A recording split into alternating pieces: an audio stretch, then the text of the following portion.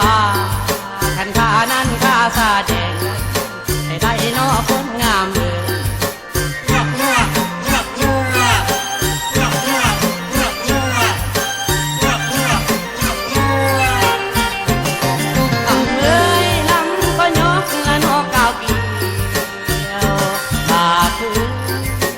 ข้าวนั้นเน้นสุกตามข้าวโพยละโนไปสั่งทางเงินนั้นอยู่บ่อนองมีดาทางเอามันดาพอ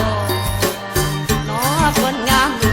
สุขสบายนั้นแม่นกายบ่คงปัญญาตะโนพี่น้องทางบ้านนั้นคอยสบายบ่อยู่บ่อนอคนงาม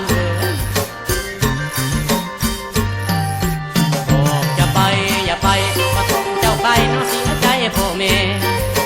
เจ้าอย่าเป็นเด็กแก่ให้ฟังพ่อแม่ของเจ้าสั่งสอนให้ฟังพ่อแม่ของเจ้าสั่งสอน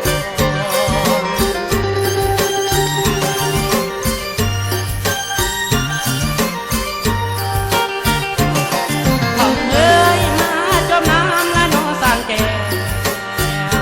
ตาคือให้อยากดีนั้นจะบวยตัก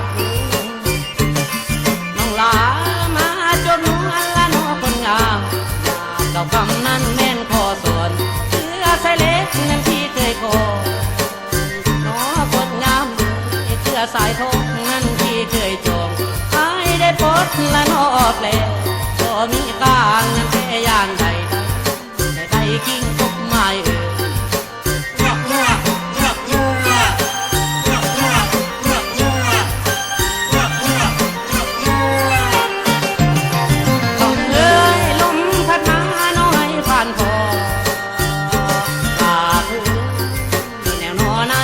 ผ่านพบคือดังแน่นอนำสนอ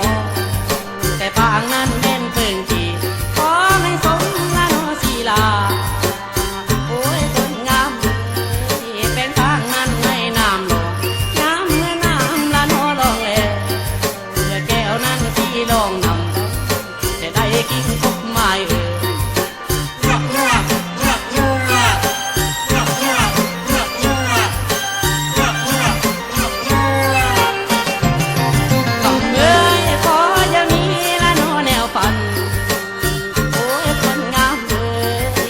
ฝันนั้นแม่นน้องก่อนตายสิเขาละน้องอยู่โซนเป็นเวลานั้นแม่พานาง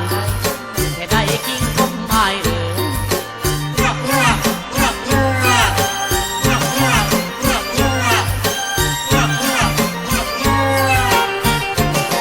ต้องเอ้ยพอแต่มาละน้องถึงนี้น้องคนงาม